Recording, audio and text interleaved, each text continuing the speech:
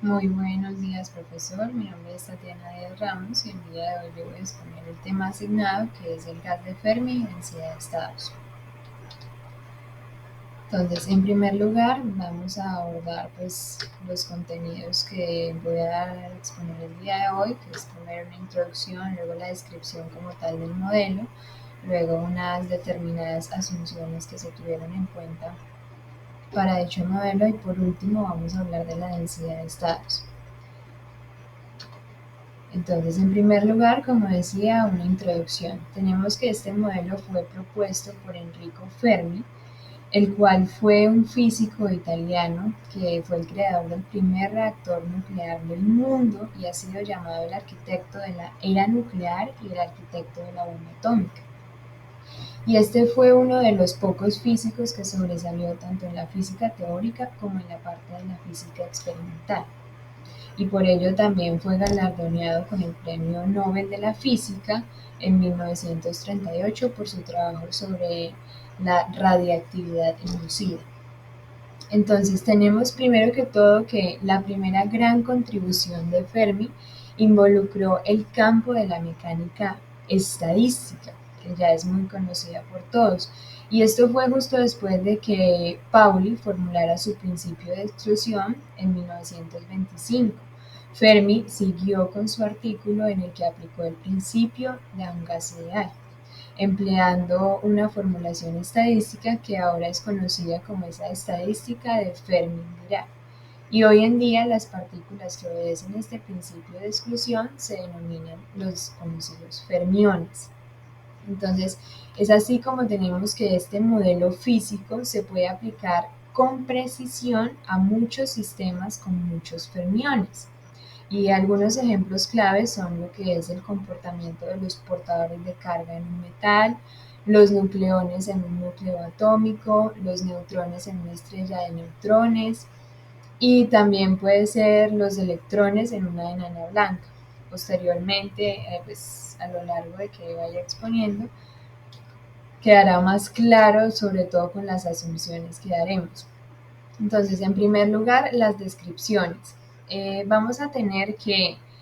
para poder definir como tal este modelo, debemos tener claro que el gas de Fermi se define como una colección de partículas de fermiones que no interactúan y que están atrapadas básicamente en un potencial. Y ahora es fundamental realizarnos la pregunta, ¿qué es eso de fermiones? Pues los fermiones son partículas cuánticas como los electrones, protones, neutrones, que siguen lo que se conoce como el principio de exclusión de Pauli, ya explicado anteriormente, que simplemente establece que si hay una colección de partículas de fermión,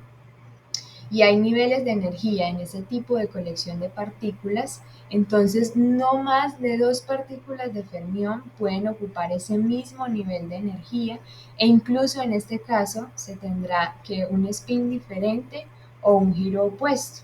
o de giro opuesto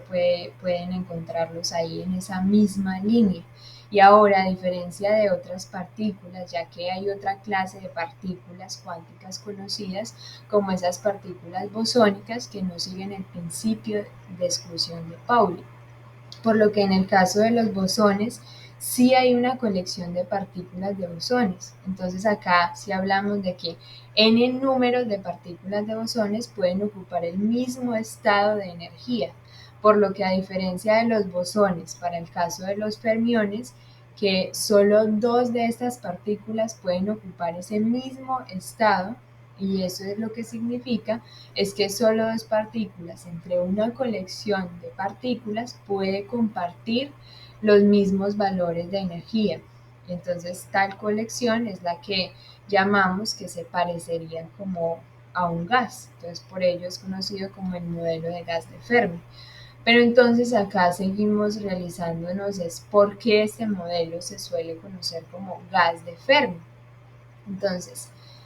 simplemente es que un gas significa que la colección de partículas no interactúa entre sí, por lo que el estado gaseoso generalmente se distingue de lo que se conoce como estado líquido y sólido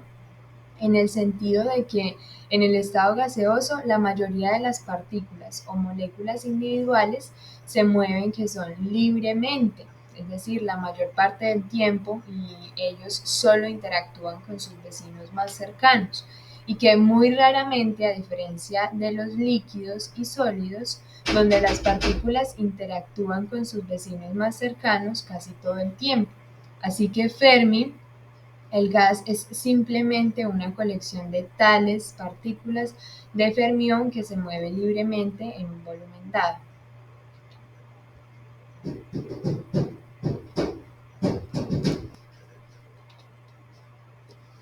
Bueno, entonces ahora entendiendo lo de que por qué llamamos a este modelo como un gas de Fermi, entonces hablamos ahora de cómo se puede usar este modelo de gas de Fermi para replicar un modelo nuclear. Entonces, un núcleo es un objeto cuántico compacto y muy denso, y por ende pues va a ser muy pequeño. Entonces, en la suposición del modelo de gas de Fermi, asumimos que el efecto neto de las interacciones de cada partícula con sus vecinos más cercanos se puede aproximar a ser como el resultado de una interacción con el campo potencial general, por lo que cada partícula que está presente en algún campo de potencial general, y cada partícula interactúa independientemente con el campo de potencial general. Entonces ahora tenemos que dentro de un volumen nuclear, la densidad de masa de las partículas es casi constante en todo ese volumen nuclear y cae a cero solo cerca de ese límite, por lo que se puede suponer que cualquier potencial que exista dentro del núcleo tiene una profundidad constante, y es ese el volumen completo del núcleo cae bruscamente, casi cerca a cero de su límite, por lo que básicamente podemos aproximar el campo de potencial general del núcleo con el de un pozo de potencial cuadrado, que ya en otras materias, sobre todo en la parte de la física cuántica, ya hemos abordado cada una de las ecuaciones que se tocan en este pozo, por lo cual un cuadrado potencial tiene una profundidad constante para una distancia particular y que de repente cae cerca a ese límite que conocemos. Entonces es allí como hacemos la analogía o la aproximación con el gas de Fermi. Bueno, acá tenemos la muestra de las aproximaciones con respecto al potencial del pozo infinito. Y ahora vamos a hablar de esas asunciones que se tuvieron en cuenta para este modelo del gas de Fermi. Entonces, asunciones de este modelo. En primer lugar, el potencial nuclear se aproxima mediante un pozo de potencial cuadrado finito tridimensional, ya que los neutrones y los protones son partículas fundamentales distintas, sus pozos de potencial también serán distintos, y los neutrones interactúan entre sí a través del núcleo. Entonces los protones de fuerza interactúan entre sí a través de esa fuerza nuclear y la gran repulsión de Coulomb que ya conocemos.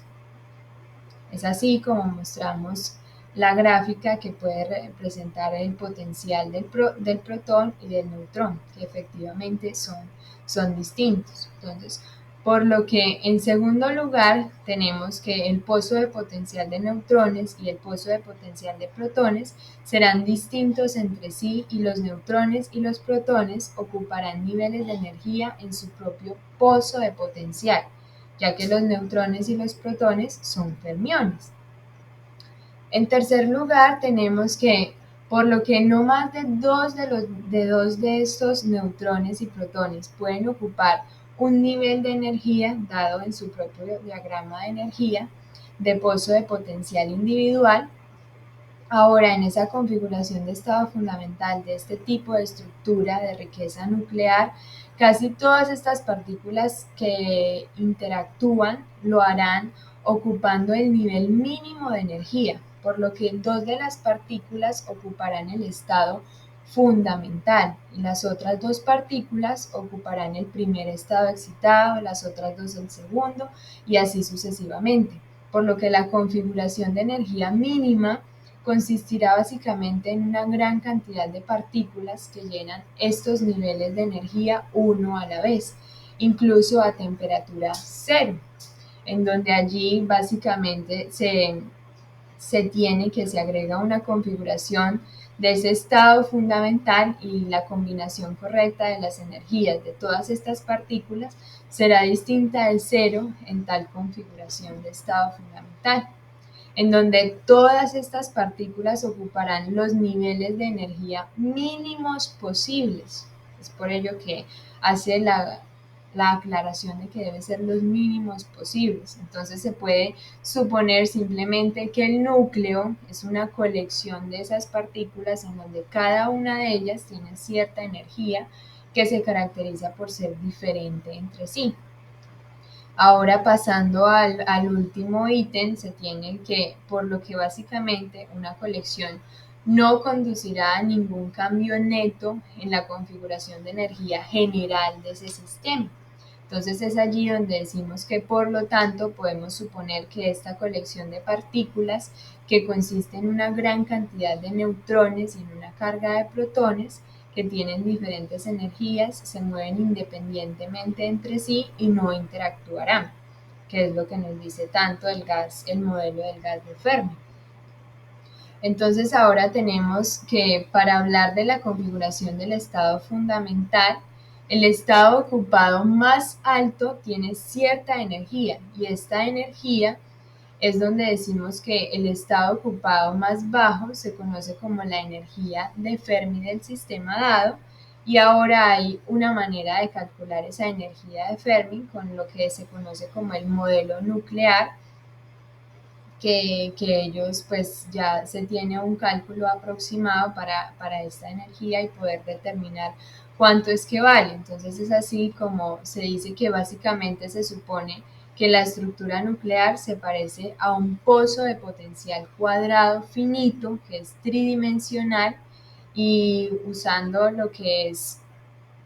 un poco de esa estructura o de las soluciones de la mecánica cuántica, podemos decir que del diagrama de energía se puede calcular esa energía de Fermi,